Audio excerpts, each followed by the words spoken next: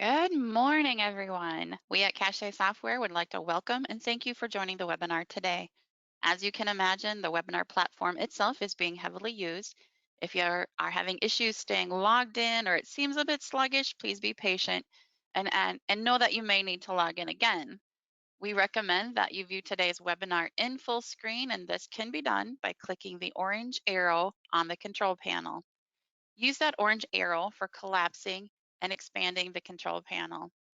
We encourage you to use the questions feature located on the control panel to type and send any questions that you may have during the presentation. All attendees are muted as we are recording this webinar, and we will be sending the recording in a follow-up email within the next few days.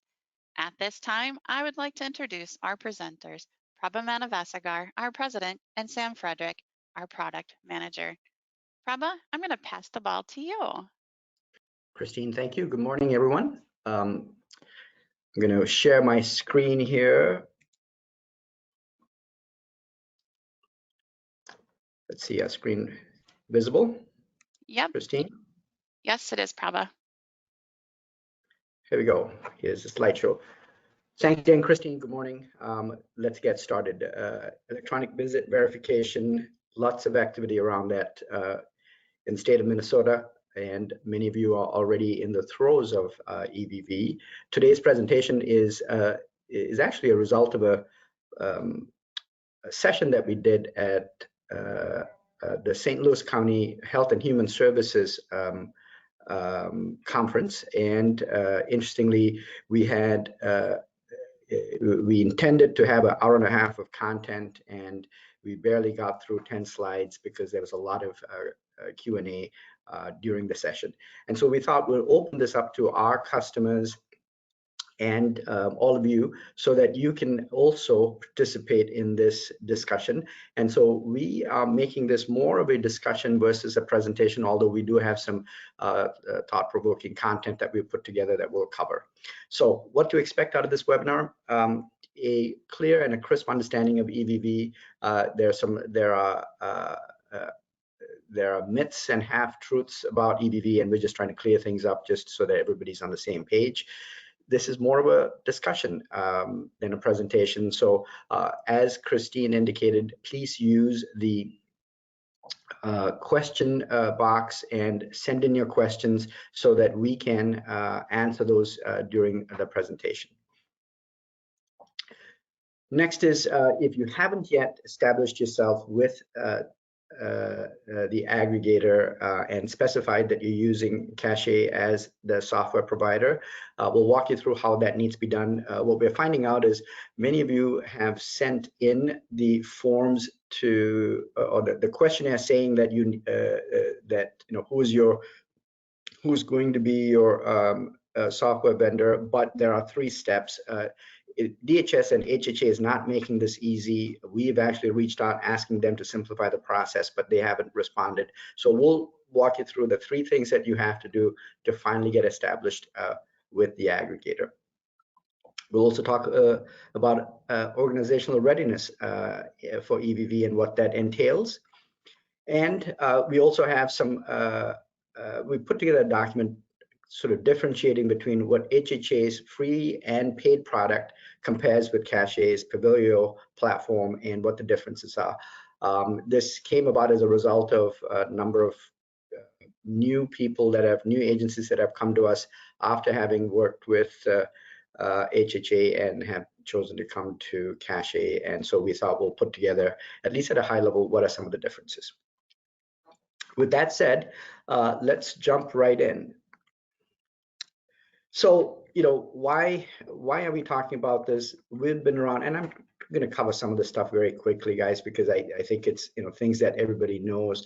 But the long and short of this slide is that we've been doing EVV for a long time. We understand Minnesota and the home and community-based services in the state. And while EVV may be a federal mandate, the implementation of EVV in Minnesota is very much a new thing for many people. We've been doing EVV since 2018, although it wasn't called EVV back then. We weren't doing GPS locations, but we were doing electronic visits with several of our customers. This is our third incarnation. And we've also implemented EVV with 7 FMS agencies, which was the phase 1, which started sometime in June. And so we've learned a fair amount about EVV in Minnesota, the integration with HHA, some of the issues that the agencies ran into, or even HHA ran into as they were accepting our data. They had to change some configurations. It is to be noted that we have 7 agencies out of, I think, 13 or 14. 2 or 3 of those agencies are HHA. They use HHA's product, and to our understanding, they actually aren't yet implemented and sending data to the aggregator. So we're happy to report that we've been doing that, and we've learned quite a bit, and we continue to learn that as we learn more as we work with HHA and figure out the details and nuances of sending aggregator information or visit information to the aggregator. So far, we have about 12,000 EVV users in Minnesota, and that continues to grow. And that is basically the reason that's important is it is hard for people to implement EVV, not because the concept itself is difficult, the change is difficult for users. And a lot of what we are trying to do is to help the agencies get past this requirement and adopt it. In one of our discussions, we called it, sort of living with EVV or learning to live with EVV. And it is the reality. And so we're just trying to help people figure out how to maximize EVV and get comfortable using it. I'm not going to go through a lot of this here again because this is information everybody knows. I don't want to belabor this. And the basis of EVV is capturing these 6 data points. What service was it? Who received it? Data service, location of service, who provided it, and when the service began and when it ended. States had to comply by Jan 1, 2020 or face a penalty. Minnesota applied for a good faith exemption to avoid this penalty for a year, so they did. And then after that, the state is paying a penalty as of now, from our understanding, that amounts to about 37 million, I think, this year. We don't know the exact numbers. We don't know if any of the penalty numbers have been reduced, but just based on some back of the envelope math, we came up with this number. Of course, we don't know the exact numbers. But the long and short of it is that there is impact to and a reason for the state to get this done in a timely fashion. And also I have to remind people that the dollars that the state is being penalized is not being passed on to the providers, if anyone's wondering that. I see that there are some questions coming in. Sam or Christine, I hope you are paying attention or rather responding to those questions. I see a couple of questions have come in, 2 or 3 questions. Could you please jump in and respond to those? Certainly. Thank you. Okay, so what did the state have to do? The state had to pick a EVV solution, and it could have been a state solution, which means everybody has to use what the state has chosen, or it's provider choice, which means the state doesn't have a solution and the providers can use whatever they want, or a hybrid, which is a combination of a state provided solution plus whatever the providers have, and that way it's less of an impact. And Minnesota chose the hybrid model for EVV implementation. The hybrid model basically means that the state contracts with a vendor, but you can also use your own software that you have that will then send visit data to the state. The EVV vendors like Cache will have to conform to certain rules and be approved. We have to go through a technical attestation that basically says, yes, we are capable of sending data. The data that we're sending is correct and accurate, and it's being sent in the format that the state requires. So the providers have a choice. Either use a software like Cache, or a provider may actually, if they have their own internal EVV system, they can write software that connects to the aggregator. And the reason I'm mentioning this is I recently talked to a provider who was talking to HHA, and HHA was aggressively trying to sell them on their EVV solution, other than the free one that the state's providing. But nowhere in that discussion did HHA mention that if you have your own software, you could write your own integration. So when this agency called us up and said, hey, we're having difficulties, haven't really made much progress with HHA, what can you help us with? And when she mentioned that they have their own EVV software that they have written, they have an IT department and they've got their software, I said, well, look, why are you, you probably shouldn't be talking to us. You should probably write your own integration. And here's the documentation for integration.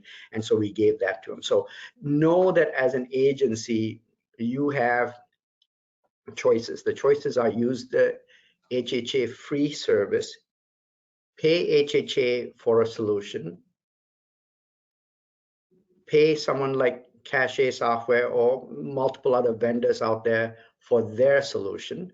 Or if you have your own application that you use today, you can write your own integration to HHA. So that's what the hybrid model allows, and you should know that you have those choices. You shouldn't be strong-armed by anyone to use any product.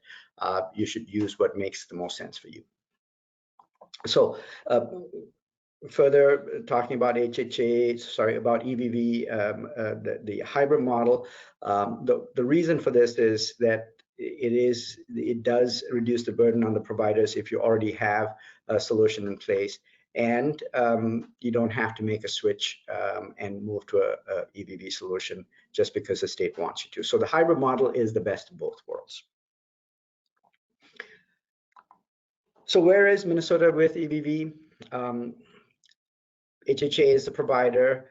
The agencies have access to a free EVV system. This is, if you called HHA up, this is what they should be telling you and sharing with you, and should show you what this looks like.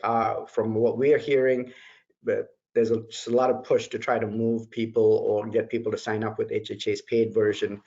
Know that you have choices, and do what's best for your agency, but the free solution from what we've seen of it is very limited in functionality, and it's sort of the what I call the freemium business model, which is give you something for free, and then if that works well for you, then you can upgrade to a paying model. But the state has contracted and paid for a free EVV system with minimum functionality, what complies with the CMS requirements.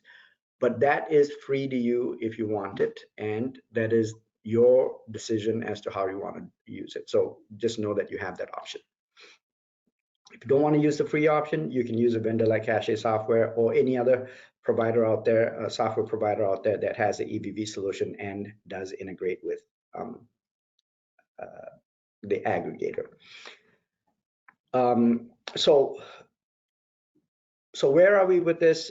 Phase one started back in June. We're currently in phase two. Phase two is personal care providers and the implementation of personal care providers EVV systems.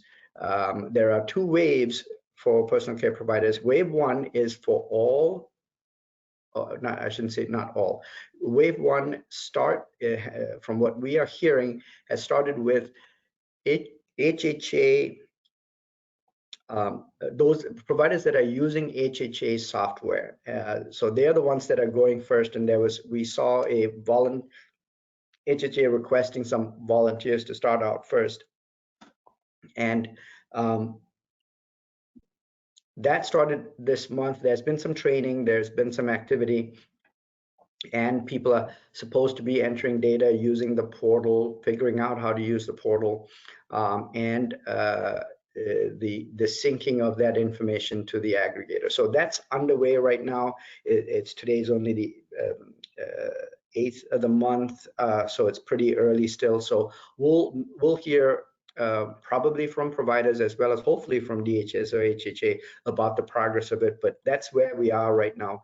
Personal care providers are sending information in.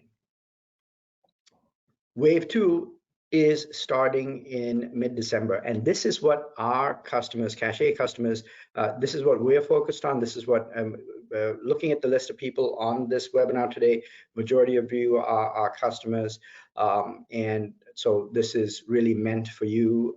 The preparation, some of you are already up and running, others are in the process of getting ready, and others may not have started, but regardless, mid-December is when agencies like yourself need to get signed up or connected with the aggregator and start sending data. Now, are all these dates firm? We don't know.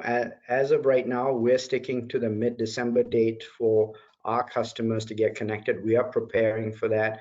Customers, agencies that are already up and running, even if you don't have all your clients on EVV, we encourage you to have some on there so that you can demonstrate good faith effort that you are sending data through and that that data is being received by the aggregator. So this is the stage that we're in right now, and a lot of what we're going to talk about is how do you prepare for this and what are things you should be thinking about, and maybe some questions that you have that we can answer. This is important to note. HHA has not integrated with the MCOs. What this means is any service provided through MCOs, you cannot send that data to the aggregator today because HHA cannot accept the data because they have not integrated with the MCOs yet. So that is supposed to be sometime early 2023. When we hear about that, our customers that have MCO-based EVV data, we will automatically send that. You don't have to do anything different, but that we can't do that till HHA is ready. And home health is at the end of 2023. We're not really worried about that yet at the moment. So just a quick list of services that are affected. If you're providing any one of these services, a lot of times we've had this question, oh, I thought it was only PCA. Well, no, here are all the services that are affected. So any personal care service would be affected, and these are all considered personal care services. So just remember, if you're thinking it's just PCA, it's not. These are the services that are affected. So before I jump into the next slide, Sam, are there some questions that came up that you want to highlight? Yes, we do have a couple of questions here. We've got some folks asking for a demo, which we can do toward the end here. The live-in caregivers, we've got some questions around that and what Minnesota's position is on live-in caregivers. Do you want to talk about that, Prabha, or would you like me to? Yeah, please go ahead, Sam. Live-in caregivers are exempt from the real-time clock in and clock out. We will have an attestation in the app that will allow them to continue to do manual time entry the way that they do it today. They can do it 7 days at a stretch. And we encourage that process to keep consistent with your agency, as you'll have regular or not live-in caregivers clocking in through EVV, real-time clock in and clock out. So having one consistent process for both across the board would be really good. And I think we can continue on, Prabha. Yeah, and in terms of a demo, we are prepared to do one, and we will do one here towards the end. It is helpful for one of the interesting things at the St. Louis County session that we had. It was surprising. There were a number of people that have not they hadn't seen a EVV solution at work, so they didn't know what it looked like, and their calls into HHA did not demonstrate a product and show them how to use one. So they were just wondering, well, how does it work? What does it look like, and how do you clock in, etc. So so yes, we'll be happy to cover that here shortly. So going back into the presentation here, here is something that was actually very, very useful for people at the St. Louis County conference. So a lot of people were just struggling with the concept of what is how does all this work? You know, what is an aggregator? How does it work if you're a third-party software company, or if you are HHA, you're using HHA's product? How does it all work? So we just put together a quick diagram on what happens. On the left-hand side here, what you see is the EVV app. So somebody, you have a caregiver goes to the house of a client, they clock in and they clock out. So they clock in, they perform service, they clock out an hour later. So what happens when that is completed? The way the system works is once you've done the clock in and clock out, and in our software, any third-party software, when the agency decides to send that billing to the state. So here, as you can see in our software, you'd go through and you would bill it out, and that goes to MMIS, which is the system behind minutes. So you have this 1 hour of visit that is billed to the state that goes to MMIS. And when that happens, we also send the visit data to the aggregator, which is a separate system from MMIS. So when we send the visit data to the aggregator, what the aggregator is supposed to do is go look at billing that was completed in MMIS, look at the visit data that was sent, compare the two and say, is this a valid visit, and did we pay this visit accurately? This is the result that is then reviewed by somebody at DHS that then says, okay, is there a discrepancy between the visit that was billed and the visit information? Remember the 6 bullet points that I had of what was the service, when was it provided, who provided it, who received it, what was the start and stop time? That information is what's sent to the aggregator. So they take that information compared to what was billed, and they determine if that is a valid visit or a fraudulent visit. And so this is the essence of how EVV works. You can replace this agency software with HHA's software, and so imagine this: if you were using HHA's free software, then all you can do is you can do a visit and the data is sent to the aggregator. What's up here on the top where the billing is done, you have to do that through minutes. You have to rekey the data into minutes and then bill it out.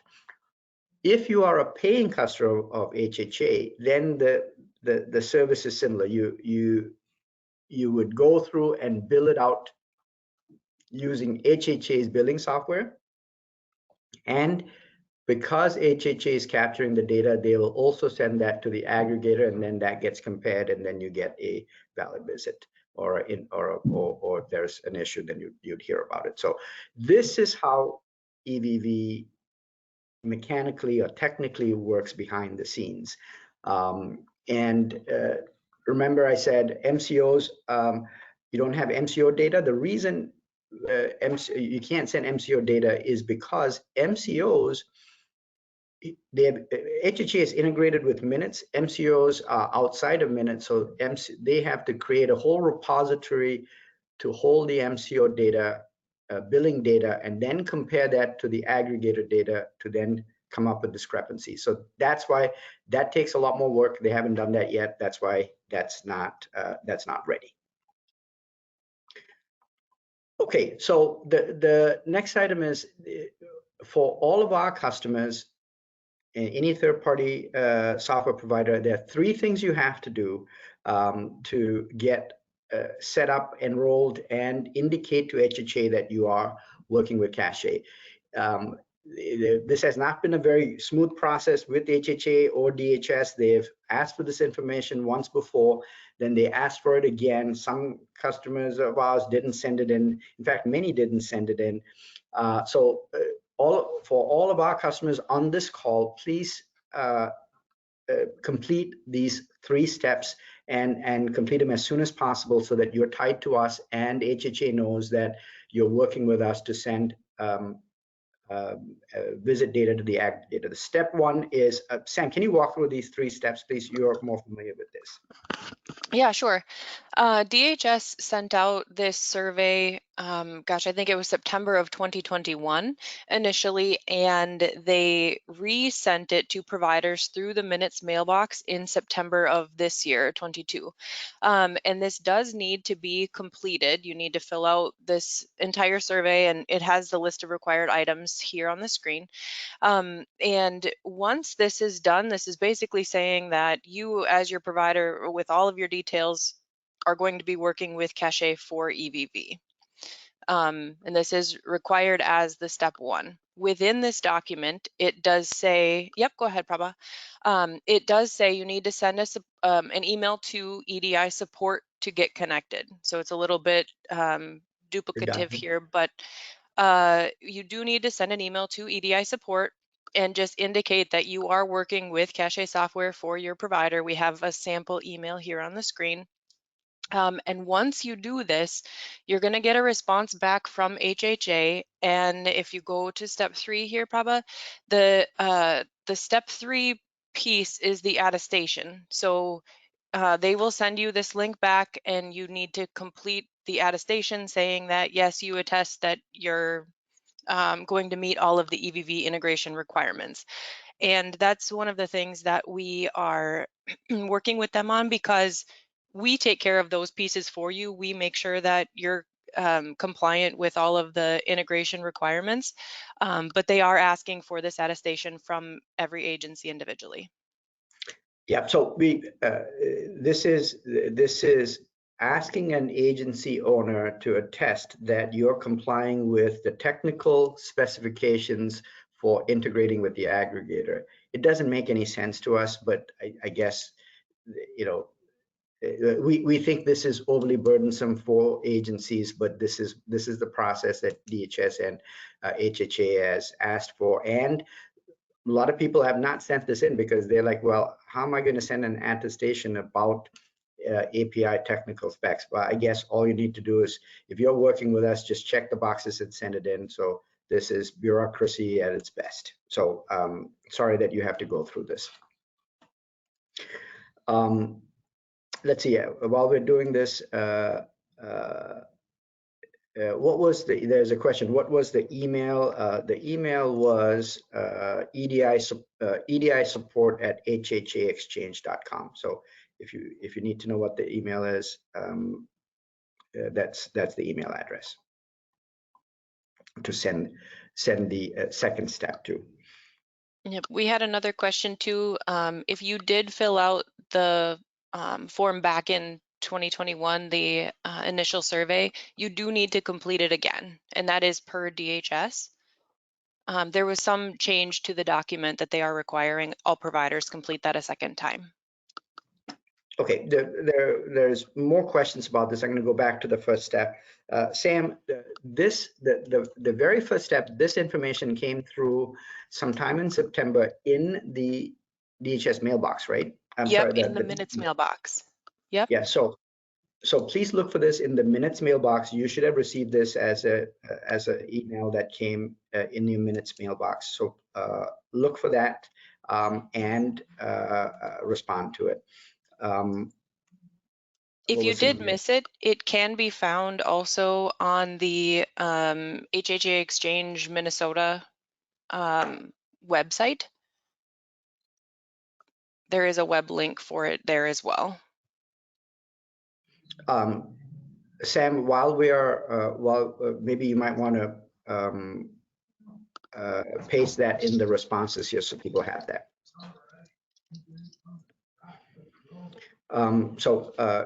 Going back to, so hopefully, Melissa, you got that, and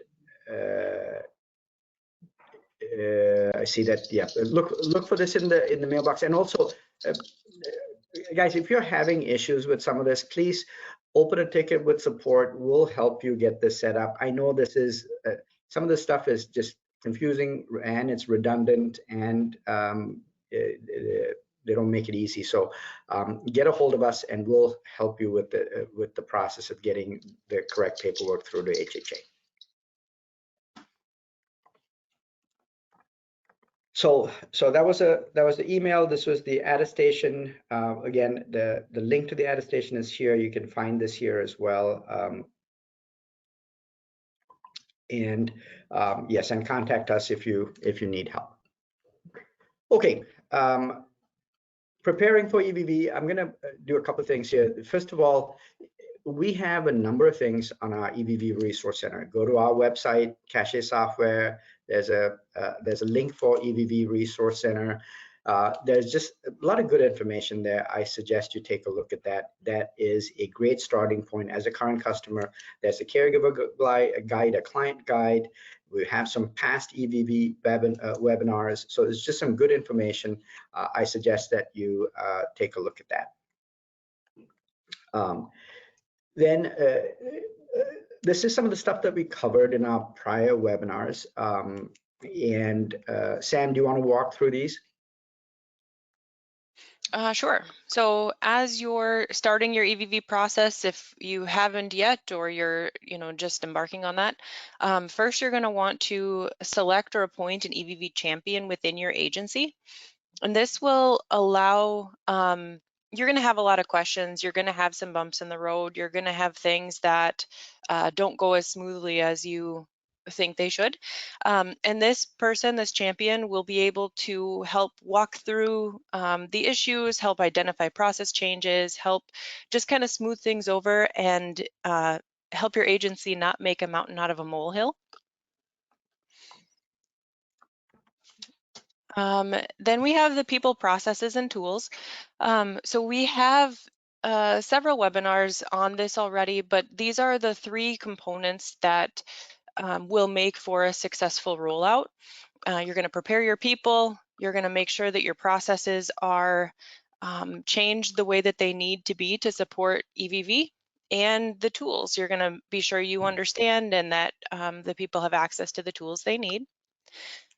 Ready or not, you're an IT support desk, and we do have a full webinar on this as well. But you guys, we're in social work here, and now you're being asked to troubleshoot apps and web browsers and understand versions. And these are questions that you're not familiar with or prepared for, but with practice and time, you'll get more familiar with it. You'll learn how to answer the questions and best support your users. You're going to create a rollout plan. So this will be, kind of understanding what timeline you're shooting for. Break your group of people down into manageable groups. And the second one here is selecting your pilot. So you're going to want to have a really good pilot group. You're going to want to have, maybe 10 or 15 users that you can troubleshoot with, and make sure that these guys are on board with transitioning to EVV. Make sure that you want the pilot to go smoothly. You're going to try and break the system in a test environment, and you want your pilot group to be successful. Communicate with your caregivers and RPs. So this is really important just in terms of preparing them for what's coming. Make sure that you kind of give them the heads up in advance, understand where they're coming from, give them time to accept the change, because it is a big change from having your paper timesheets and submitting them every 2 weeks to having to clock in and clock out every day. And then collecting the email addresses is also really important. So for EVV, they will have to sign in, and the users will need to have unique email addresses. So having those in advance will help be successful as you start your rollout plan. And recognize the internal process change. So Like I said, having your 2-week paper timesheet is a completely different process than having daily visits. The way they submit is different. The way that you as an agency finalize is different. The way that they flow through the system is different. So you're going to want to understand what that change is and make internal process changes to adapt to that. Okay, thank you, Sam. Before I go in, there's a number of questions that came in. I would like to answer some of these. The first one is, can you clarify the November and mid-December deadline for implementation? Danielle, these are when, I wouldn't call them deadlines. This is when they're supposed to start. So the November start date is for providers that are working directly with HHA. This is their way of minimizing risk. They're, instead of going out to Cache or any other software vendor, this is a control sandbox within which they can say, okay, this is, you're using our tool, you're using our portal. So let's get a few agencies that are using HHA and kick them off in November. That's what's happening in November. Mid-December is when agencies that use a third-party provider like Cache Software, that's when you would start sending data to the aggregator. So deadline implies that you need, there is some end, December is the end date, but this is more of a wave 2 start date. And this is when they will essentially enable, they'll accept data from us, and you would start sending data. And so I consider this a starting point. And in response to another question here, what percentage of your data do you have to send everybody by this date? The answer is no.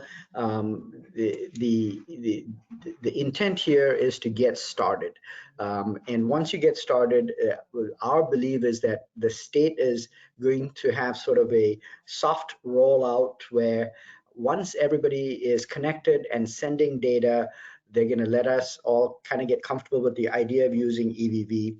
And then at a later date, they'll go, okay, by, and I'm going to just throw some dates out here, say by end of February, you should have 30% of your clients. By end of May, you should have 80% of your clients, or something to that effect is what we suspect will happen. And the reason we're saying that is when FMS was rolling out back in June 20th, the state gave a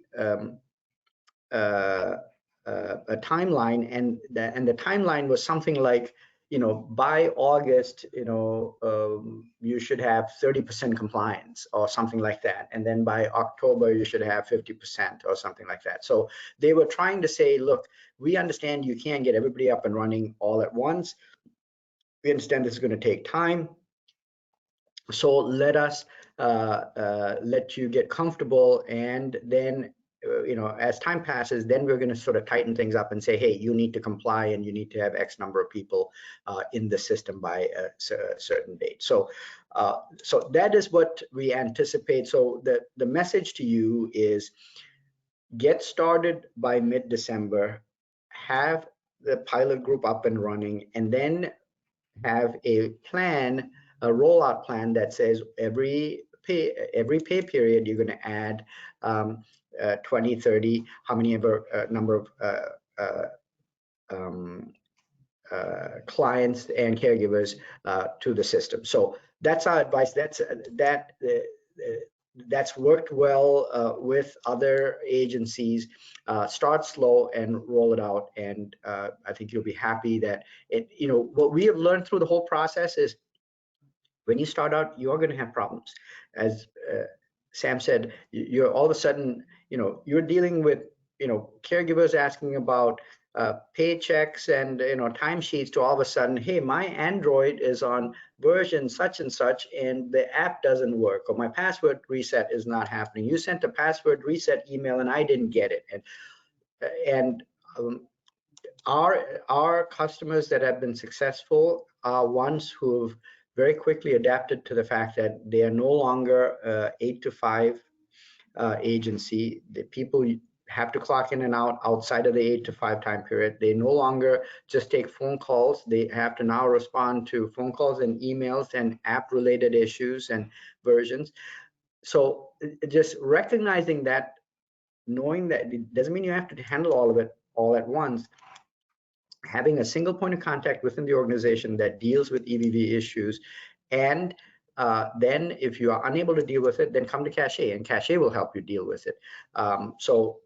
These are just changes that I think people need to take into account while implementing EVV. Sam, are there other questions while I was talking here?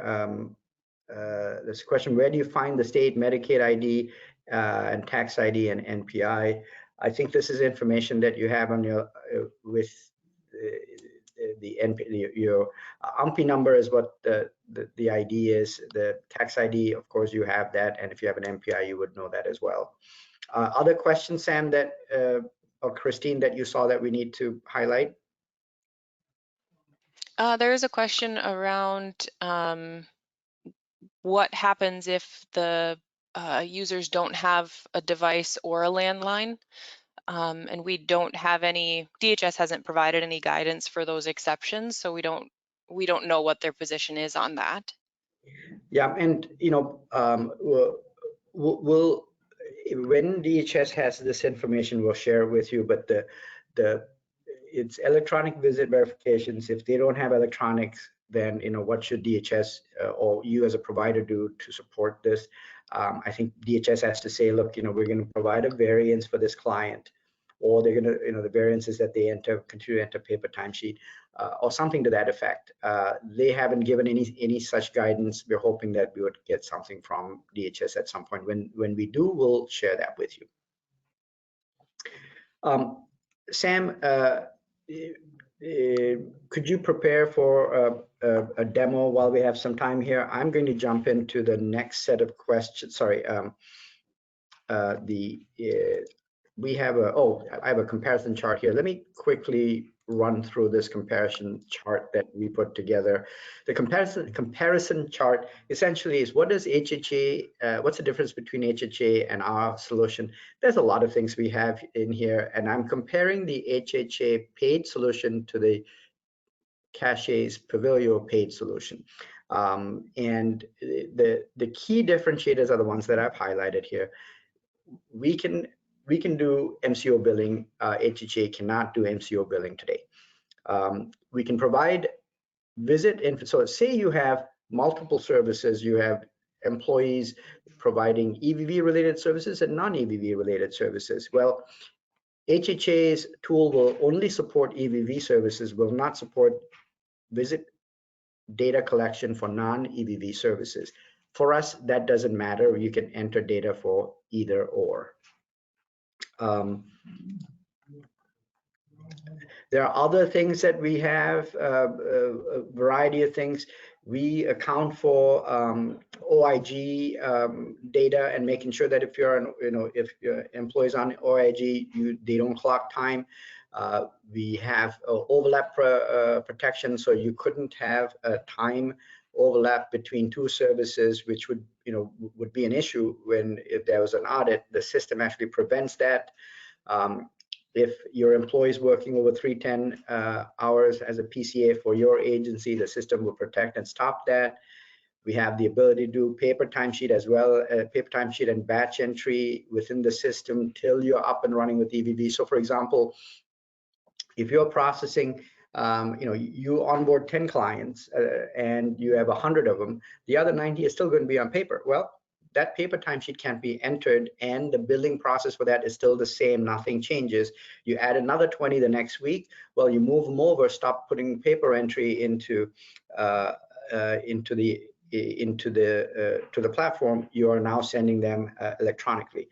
We also have an intermediate method, which is people have moved to using the app, but are entering time once a week.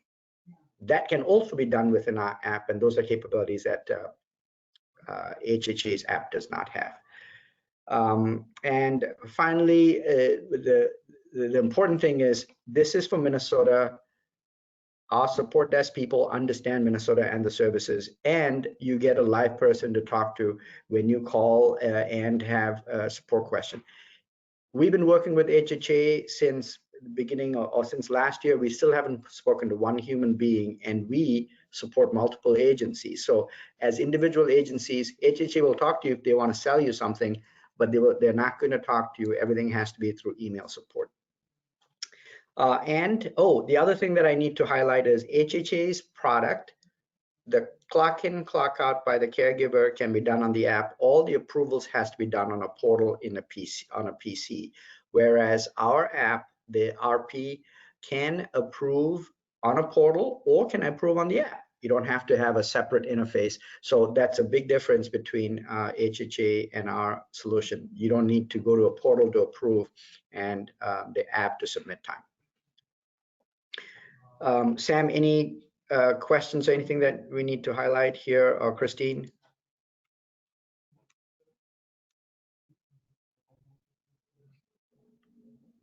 Sorry, just looking through the questions.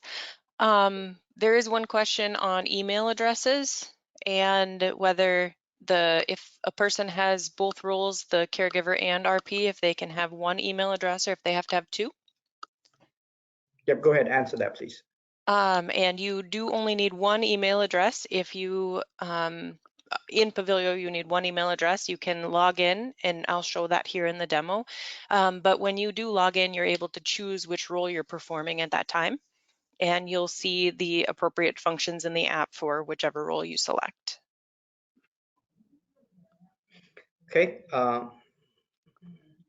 There's a question about what happens for billing once mid-December comes if the app isn't working when the employer provides care to the client. How long will DHS accept manual entry, do you think?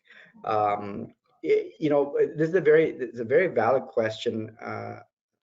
We don't have any guidance from DHS on how long before. So again, the mid-December timeline, I want to be clear, from our understanding and our experience with FMS, the launch in mid-December for Cache customers is just that. It's the launch. It's not a deadline. You're going to start out and you're going to start providing, you're going to start onboarding some clients, like Christine said, you know, 10% of your clients. Okay, if you start with that, and during that process, if there are issues with the app and if there are problems, because there is no 100% compliance required. In fact, we've had customers who started, they ran into issues, couldn't get time in, you know, they say they put 20 clients on, 2 of them had some problems, they couldn't send time in. Well, as far as the state, as far as the aggregator is concerned, and this is probably the most important thing, the way the aggregator works, you send billing to the state, to the aggregator, and then we send the EVV data to the aggregator. So if you didn't, say you send billing to the state and it's still paper-based, we're not going to send that paper-based the visit record to the aggregator because it's still paper-based. So our system is smart enough to know that if it was a paper-based timesheet, we're not sending that to DHS. We're only sending visit data. So in the event of glitches and issues with the app, these are, you know, these are things that are going to happen as you start out. As you work through that, because 100% compliance is not required and the state hasn't given a date for 100% compliance, we don't see this being an issue. You can live in both environments till you are up and running. And in Pavilio, you have the flexibility to do that. Are you going to be emailing this handout? Yes, we'll be emailing this handout at the end of the webinar. Sam, I'm going to hand this. We have actually a number of questions here. How are we doing on time? Okay, we're short on time. Sam, maybe you can do a quick demo. I'm going to hand this back to you. Or Christine, maybe you need to hand it back to her. Yeah, I can pass the ball, Prabha. Yep, I did. Okay. Sam, you've got control. Sam, go ahead and start your demo.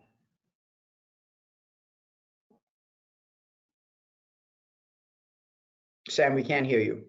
Yep, Sam, you're muted. Are you able to see my screen? We Yes, can we see can your see it. screen and we can Yep. hear you now. Yep. Okay, perfect. So we'll just do the quick demo here. My person is both a caregiver and a responsible party in this case. So when I sign in, I'm able to select the caregiver role. And I see all of my clients that I'm connected to as a caregiver.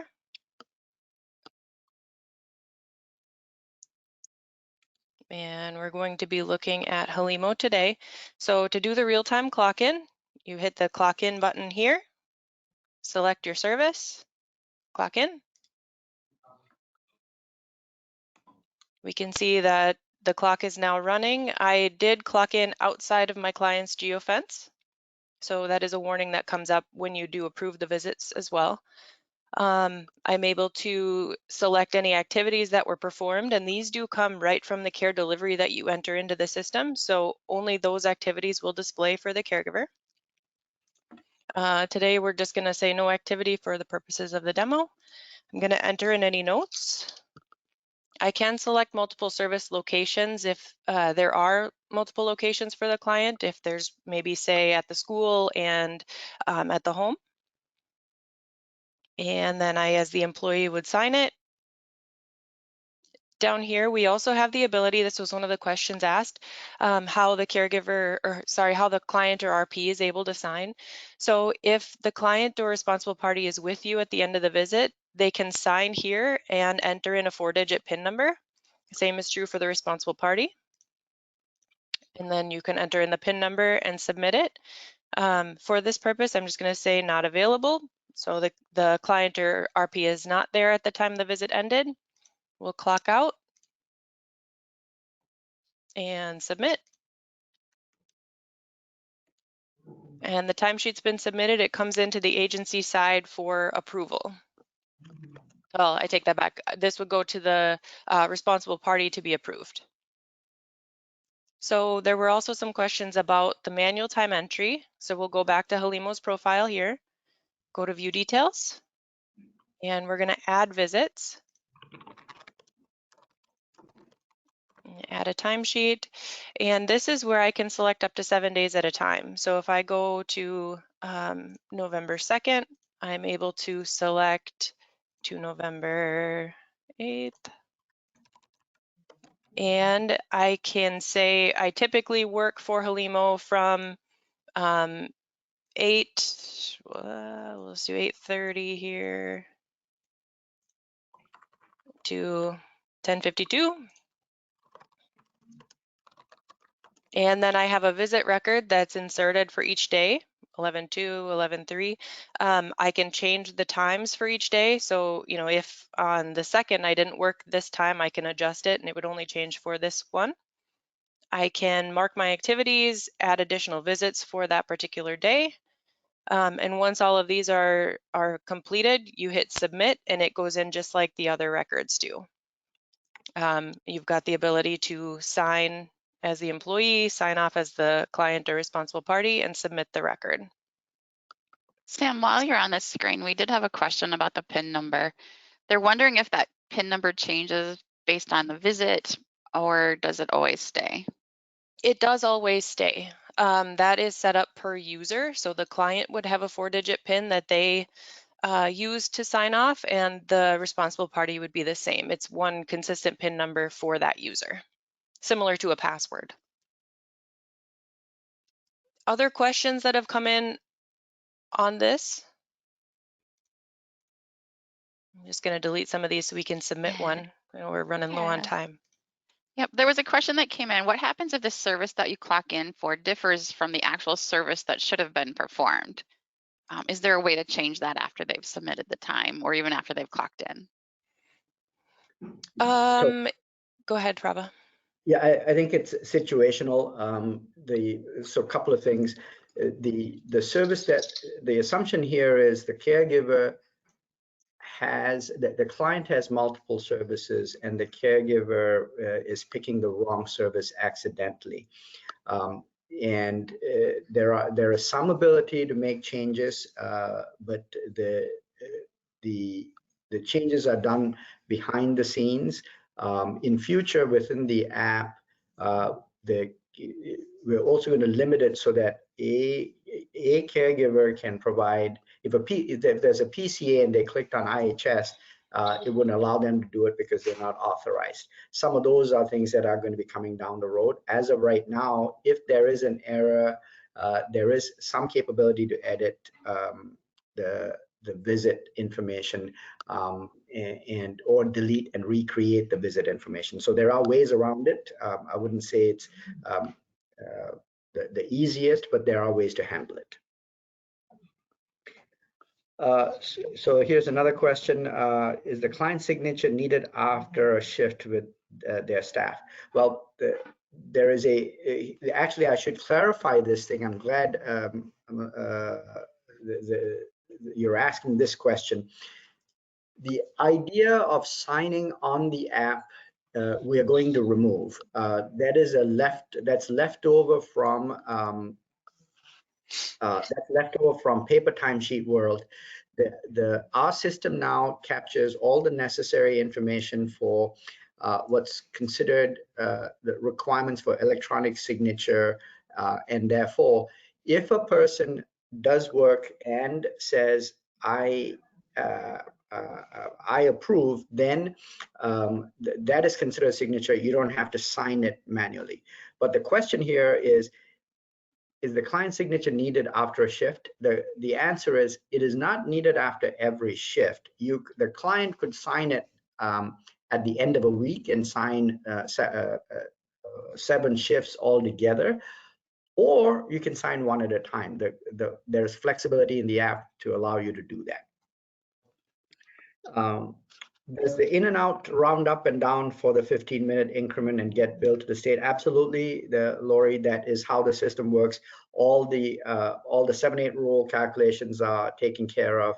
In fact, you can do 7/8 for billing and do minute by minute payroll if you wanted, or you can do 7/8 15-minute billing and 15-minute payroll. The system allows you to configure that. When is the visit data sent to the aggregator? Is it in real time or batches? And does the agency have any control over when the data is sent? The visit data is sent after the billing for that record is billed. The agency does not have control over this, well, I take that back. The agency can control this by not billing the data, billing the visit out. If you don't bill the visit, then the data doesn't go to the aggregator. But the system is configured such that we don't send in real time because the state doesn't. The state's doing what's called post bill review, which basically means they're only reviewing the data after billing has been completed. Therefore, we're sending the data only after you send billing data. So in essence, you don't have to worry about real-time data being sent. It doesn't get sent till the billing data goes out. Do you have instructional forms for clients to sign up for the software? Also, if a client does want to sign the visit, even though the staff has completed this task, can we approve the visit? Yes, you can approve the visit. If the client hasn't approved it, as an agency, you have the ability to approve the visit. I think that's the question. And yes, that is true. From the approve visit screen, you can approve the visit even if the client has not approved it. Will there ever be an option for the client to sign on the caregiver's device after the visit? Yes, there is an option for the client. That's built into the application. The client can sign on the caregiver's device. The client doesn't need their own device and can sign it after a few days also. Does the information in the EVV app convert to a timesheet in Pavilion for billing? Yes, absolutely. Any information in the EVV app, so think of it, and I'm glad, Brianna, you're asking this question. Look, we didn't build an EVV app. We built an agency management product that does everything the agency needs. Plus, oh yeah, now they want EVV. We added EVV into the system. So EVV is just a small component of the agency management platform. So everything, all the visits Yes, the visits do get billed directly. You don't have to do something separate. Once the visit is entered, that visit data goes directly to payroll so that you can generate payroll. Payroll does all the calculations on overtime, holiday pay, different pay rates for different services. All that happens in the payroll function of the platform. And then the billing information goes directly to the payer, whether it is DHS or an MCO. So you don't have to do anything different or separate. The visit is converted into billing. And Prabha, we are at time here. Just want to. Okay, well, first of all, I want to thank everybody for a very spirited discussion here. Lots and lots of really good questions, and a couple of things I would like to highlight. Samantha has she has open office hours, which basically means that you can sign up and get half hour of time with her to ask questions about EVV. This is our way of helping our customers and even non-customers get through this burden of having to do EVV. So Samantha, where is your open office available? In the EVV Resource Center. Okay, the We can EVV drop Resource the Center. Okay. link in the chat. Yep, I Okay. placed a link in the chat, Prabha. It's about halfway Okay, down perfect. on that page. Once you click the link, go about halfway down. There's a scheduling app there that you can schedule a time with Samantha. Okay. Second, the contents of this discussion, the presentation, as well the video of the presentation, as well as the PDF of the presentation, and all the answers to all the questions that have been asked will be sent out to you in a few days. So if you're signed up with us, if you're on this webinar, you're going to get that. If you didn't show up for the webinar, you'll also get a copy of the recording.